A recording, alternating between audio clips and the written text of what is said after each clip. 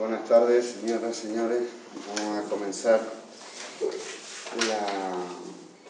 Gracias por estar aquí. La sexta sesión que hacemos ya desde el Ateneo de Granada, de este programa que es Textos en la Encrucijada, para promover debates en puntos claves que o bien se han quedado estancados en clichés o bien han caído en el olvido, ¿no?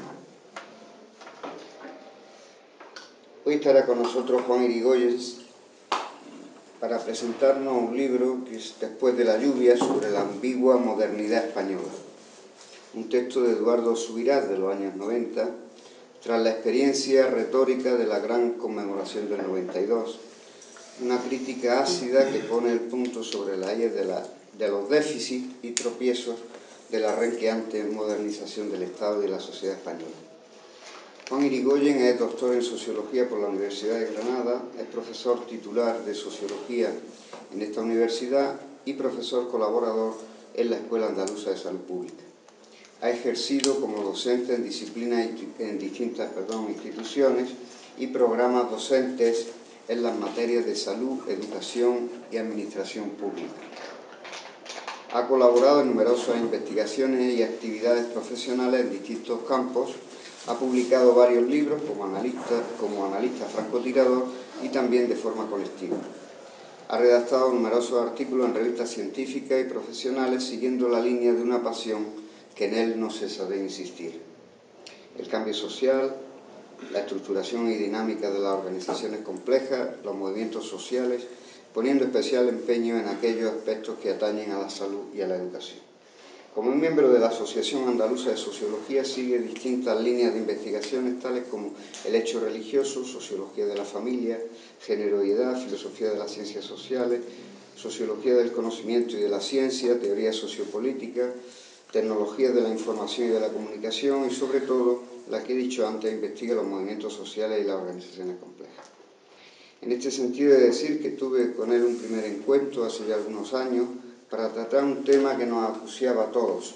Éramos un grupo de amigos preocupados por los cambios que se estaban operando en la organización de nuestros respectivos lugares de trabajo y profesiones. Comenzamos investigando dichos cambios y las nuevas formas organizativas que estaban adoptando o habían adoptado ya los servicios públicos, la sanidad y la educación.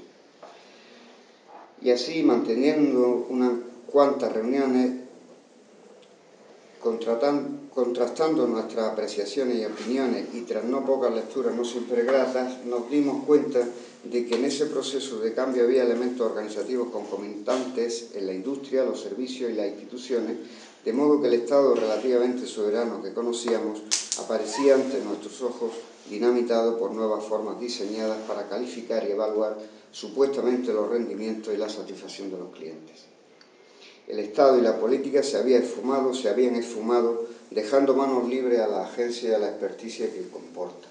De aquellas reuniones surgieron unas jornadas sobre la evaluación y la calificación, que estuvimos, auspiciadas por la Escuela Europea de Psicoanálisis, de la que nuestro amigo Jesús era miembro. Esta brecha abierta Juan la sigue de manera sistemática, mientras los demás tratamos de acompañarle en su análisis como podemos. Le agradezco en nombre del Ateneo de Granada su generosidad. Muy bien. Pues muchas gracias, un saludo a todo el mundo. Aparte de las cosas que ha dicho Sergio, lo que me considero sería un heterodoxo y un inconformista, no sé si permanente siempre, no sé si... Entonces, con respecto a la transición, es la segunda vez que vengo aquí, que soy invitado aquí. La primera vez fue con la evaluación y transición Riemann, no sé si... Y voy a plantear una visión distinta, heterodoxa, distinta de lo que sería la transición. La transición sería un hecho que se ha convertido en un mito político general y por lo tanto no está sujeto a análisis ni está sujeto a problematización alguna. Se ha construido una narrativa en torno a la transición absolutamente casi celestial. Es una historia en la cual varios personajes proféticos concurren y crean un nuevo orden lleno de felicidad y avanzan. Entonces, voy a discutir en la intervención esta visión y voy a introducir otra visión de la transición política. Entonces, una cuestión fundamental sería ¿por qué este libro? ¿Por qué he elegido este libro? Cuando Sergio me lo propuso, en principio pensé algunos otros temas, pero básicamente Eduardo Subirats y este libro Después de la lluvia es un libro que ha aparecido mucho en mi trayectoria personal. Yo soy un miembro de la transición, un activista político de bastante relevancia en los años de la transición, a finales de los años 60, y un activista estudiantil también de mucha relevancia en Madrid en esos años. Entonces desarrollé unos años una intensa actividad política y con posterioridad tuve un proceso de integración después de la transición, una disidencia muy grande con el partido en el cual yo militaba, y con posterioridad me reciclé en los años 80 a lo que sería la perspectiva de lo que se llamaba entonces el cambio, en 1982, el cambio en las expectativas que aparecían en la sociedad española. Durante esa década empecé a observar que algunas de las cuestiones que nos habían impulsado a empujar hacia esa democracia en los últimos años de Franco, no estaban saliendo bien. Es decir, estaba claro que la realidad aparecían hechos que no cuadraban bien con la perspectiva que nosotros teníamos de la democracia o la transición. Entonces yo tuve un proceso durante varios años en los cuales era crítico en varias áreas, básicamente un problema, muchos problemas identificaba como problemáticos, pero uno fundamentalmente que sería que ante hechos monumentales de corrupción, digo monumentales de corrupción, la estructura de partidos políticos, ahora en el relato de la transición, partidos políticos democráticos, no respondían y, por lo tanto, avalaban las expectativas o las conductas de los corruptos en general. Es decir, cuando aparecía un corrupto en el PSOE, no había ni una sola voz en el PSOE que plantease la cuestión de corrupción. Cuando aparecía en el PP lo mismo, y esta es una pauta que se produce hasta el presente. Esta sería mi principal ruptura intelectual, ruptura, quiero decir, entre comillas, con esa concepción, ese relato de la democracia como camino de rosas y la modernización, todas las cuestiones que plantean el discurso de... Entonces, este libro lo descubrí después del 92. En 1992 vi un montón de cosas en la Expo que no me gustaron nada, no sé si nada, perdí pelo y todo, no sé si de las cosas que vi. Entonces, con posterioridad, a partir del 92, todas esas cosas que veía me las juntó este libro. Este libro, por casualidad, apareció en mis manos. Es un libro que se publicó en 1993. Yo no siquiera conocía al autor, Eduardo Subirats, y una vez leí el libro, me juntó, por así decir, me sistematizó todas mis críticas, y no pienso igual que Subirats, lo plantearé a lo largo de la intervención, pero tengo algunas diferencias de enfoque, pero sí me dio una perspectiva global con respecto a la transición. Entonces, me alejé de una cuestión, que es lo que voy a plantear en esta intervención, de un relato, una narrativa. Ya sabéis que ante unos hechos históricos lo que se desarrollan serían narrativas, y la narrativa de la transición es una narrativa simple, en la cual aparece un franquismo malo. No sé si antes del franquismo no sabemos muy bien qué había, pues estaba la República, pero la República es una cosa difuminada relativamente, y antes de la República tampoco sabemos lo que había. De repente aparece un franquismo malo, y aparece al final del franquismo toda una serie de personajes providenciales que concurren de tal forma que se monta una democracia buena. Ese par bueno-malo construye toda una narrativa sobre la transición, con la seguridad que la democracia sería un proceso acumulativo en el cual se solucionan los problemas, etc. Bueno, entonces, todo eso conforma lo que sería la historia oficial. Entonces, Subirats en este libro revisa drásticamente esa narrativa y plantea otra cuestión que voy a sintetizar. Entonces, mi intervención hoy la voy a plantear, después de esta intervención, en dos partes. La primera parte voy a sintetizar qué es lo que plantea Subirats en el libro, en este libro, y con posterioridad voy a hacer una lectura desde el libro, desde mi perspectiva, en el presente. Es decir, qué valor tiene este libro. Este libro está escrito en 93, en el presente. Es decir, han pasado 20 y tantos años y han ocurrido toda una serie de acontecimientos que es preciso valorar. Bueno, entonces, una cuestión fundamental sería que el año 95, recomiendo quien tenga interés en estos temas. En el año 95 publica otro libro Eduardo Subirats, de escritos suyos en periódicos, trabajos sueltos, sobre la transición, y construye de nuevo una mirada relativamente potente sobre él. Entonces, voy a sintetizar el discurso de Subirats, y para eso voy a empezar leyendo, voy a leer un par de párrafos de un libro del libro del 95, se llama España a finales de siglo, miradas a finales de siglo, que ha publicado ACAL, el 93. Entonces, voy a leer solamente dos párrafos.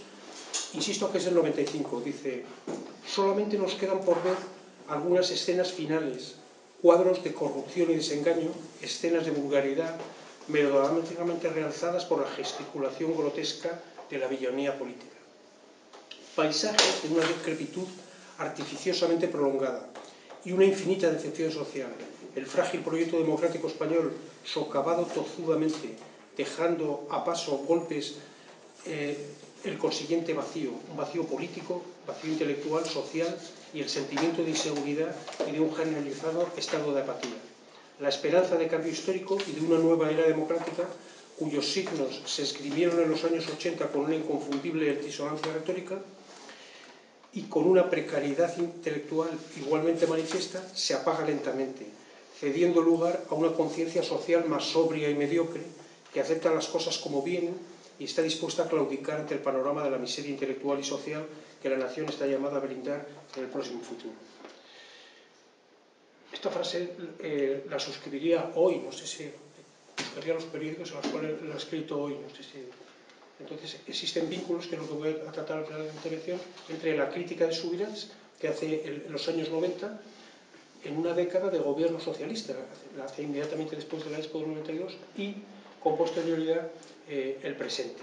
Bueno, entonces,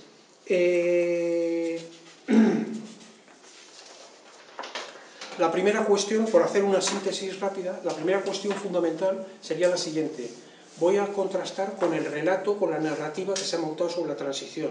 Entonces, la narrativa que se ha montado sobre la transición, insisto, en la cual no hay orígenes, no está ubicado históricamente, sino que aparece un personaje malvado que sería Francisco Franco Bamonde, no sé si, que acaba con la República, y a partir de ahí construye una dictadura terrible y tal, y al final de esa dictadura aparecen providencialmente personajes que cabe una narrativa parecida a la del Zorro, me gusta decir a mí, no sé si conocéis las películas del Zorro, no sé si un pueblo explotado, tal, aparece un tío bueno, tal, que es el Zorro, se bate a espadas con el malo, lo mata y el pueblo lo aclama. Entonces aquí aparecen toda una serie de personajes que concurren y aparece una cuestión que sería el consenso fundamental. El consenso sería la divisa fundamental de todo la transición, sería la concurrencia de toda una serie de fuerzas que en torno al consenso generan una nueva época. Entonces, la cuestión fundamental que plantea Subirats en el libro sería que no podemos aceptar esta cuestión, sino que fundamentalmente la realidad presente en España y la modernidad española, el título del libro sería La ambigua modernidad española, tiene sus raíces mucho más atrás que en el franquismo. Tiene sus raíces en lo que sería, el libro está continuamente dialogando con todos los intelectuales que han tratado la cuestión de España históricamente. Esta sería la cuestión fundamental. Y por lo tanto no podemos aceptar que la historia empieza con la frase de en el día de hoy, cautivo y desarmado, el ejército rojo, las fuerzas nacionales han alcanzado sus últimos objetivos, la guerra ha terminado. No empieza ahí la historia ni en la República, la historia está mucho más para atrás. Entonces, una de las líneas fundamentales que propone Subirats, que sería una discusión histórica que va a estar detrás de todo el libro, sería que existe una continuidad básica. Entonces, para Subirats, la excepción, lo que sería una excepción en esa línea de continuidad de lo que ha sido España, sería justamente la República, con perdón, no sé si eso sería la excepción. Lo demás, el franquismo no es una cosa que aparezca de repente, sino que recoge toda una serie de instituciones y líneas que se han desarrollado históricamente. Bien, entonces, esta sería la cuestión fundamental. Entonces, desde ese punto de vista, él hace énfasis en la pérdida en la democracia, la pérdida, a mi entender, dramática, que sería un acontecimiento fundamental. No quiero que se pierda en el hilo de cosas o de aspectos que voy a tratar. Es una cosa fundamental, la pérdida de la memoria histórica. Y la memoria histórica no son solamente la democracia española, yo no sé si, no quiero ser especialmente duro, pero es el único país donde los desaparecidos están ahí, desaparecidos, y siguen desaparecidos y bien desaparecidos. No sé si es una cuestión bastante dura la situación. Bueno, indica un poco qué tipo dónde ha desembocado la transición, a qué desembocado. Bueno, sino que me refiero a memoria histórica también anterior, no sé si a lo que se ha configurado España, que tiene orígenes muy anteriores. Entonces, esta sería una cuestión fundamental que no se trata. Por lo tanto, el franquismo no es un accidente y la transición democrática, de ahí concluye Subirás, que al perder la memoria histórica, ese hecho determina una cuestión fundamental, y es que no hay una ruptura real con el pasado. Yo comparto esta cuestión. No sé si no hay memoria histórica, no hay una ruptura real. Sería toda una serie de cuestiones de maquillajes y de cambios en instituciones, toda una serie de cambios, efectivamente, pero no una ruptura real profunda. Entonces, una de las cuestiones fundamentales sería, uno de los aspectos fundamentales es que los símbolos de la nueva democracia, los símbolos del nuevo orden social y político que plantea la transición, serían más, este es el hilo argumental fundamental de Subirás. Yo, a gente algunos que hay por aquí que han sido alumnos míos, les machaco con esta cuestión, que serían los edificios. Esta sería la democracia de los edificios. Yo no sé si... y no de las organizaciones, de tal forma que el cambio histórico que se produce en la transición se articula mucho más en edificios, la construcción de miles de edificios. En estos momentos no puedo dejar de pensar de viajar al presente y ver la ciudad de las ciencias de Valencia, no sé si me explico. Ayer el amigo Calatrava se marchaba a Suiza con su dinero, no sé si... Sí. Después de dejar múltiples edificios por todos los lados, no sé si... En estos momentos yo ejerzo en una facultad, en la Universidad de Granada, en la Facultad de Sociología, en la cual hay una crisis extremadamente fuerte. No sé, yo no estoy seguro de que esa facultad continúe, incluso, no sé si mi hipótesis, no estoy muy seguro de que continúe. Va a haber mutilación de titulaciones en los próximos años, y sin embargo lo que no paran son las obras. No sé si estoy rodeado completamente de obras. Esto sería la historia fundamental. Todas las instituciones serían obras fundamentales. Entonces yo, que soy muy orwelliano, de Orson Welles, no sé si imagino siempre el viento soplando en el futuro sobre edificios, múltiples edificios, que es lo que va a quedar de esta época. Entonces, en general, Subirás plantea que esta democracia construye toda una serie de edificios para glorificar la nueva clase dirigente que ha montado la transición, que ha conducido la transición, y toda una serie de simulaciones mediáticas, de tal forma que en estos momentos, bueno, no quiero descender a Granada porque se puede enfadar gente conmigo, pero vamos, que en Granada no hay otra cosa que acontecimientos. No sé si ahora es la universidad de no sé qué, sino el día de no sé cuántos. Todo sería algún tipo de excusa para generar inversiones y hacer edificios al final. Y en estos momentos de lo que discutimos aquí sería de la estación del AVE, de la estación de autobuses, lo que llaman proyecto de ciudad, sería un conjunto de edificios al final, y no tanto de organizaciones.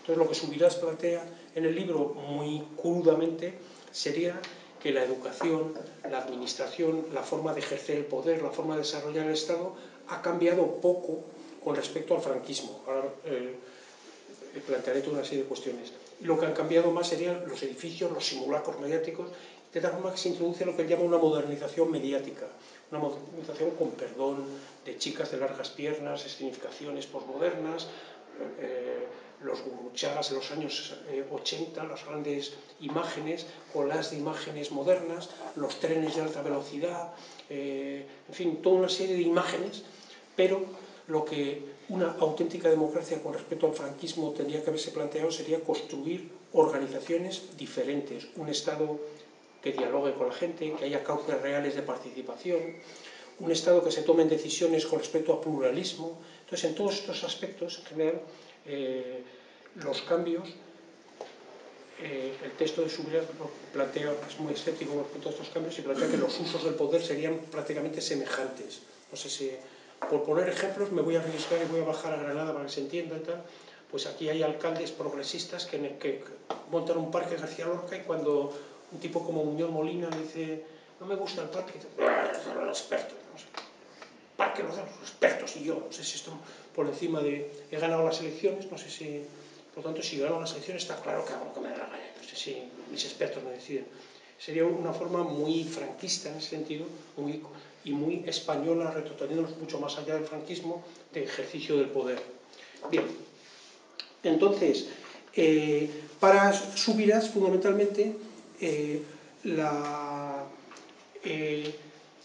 quiero decir que un concepto fundamental que está detrás del libro sería que hay ahora voy a decirlo, luego voy a completarlo un poco más, descentramiento del proyecto. Es decir, que las élites que conducen a la transición política no tienen muy claro cuál es realmente su proyecto. El núcleo del proyecto tendría que ser, digo yo, construir un Estado democrático que implica tomar decisiones, participación, ejercer el poder de una forma más abierta, resolver los intereses, y sin embargo en eso se avanza poco y sin embargo se avanza más en edificios mediáticos. Es decir, el proyecto está descentrado. Posteriormente Subirás va a desarrollar una idea fundamental, y es que no hay proyecto, él plantea no hay proyecto y por lo tanto se genera un vacío extremadamente grande que es el que trata el 98. Entonces, esta sería, por lo tanto, Subirás lo ve como una democracia de retóricas espectaculares que encubren vacíos clamorosos en ese sentido. Entonces, todas las retóricas espectaculares serían todas las puestas en escenas de altas velocidades, estaciones, edificios fantásticos por encima, pero que no se corresponden.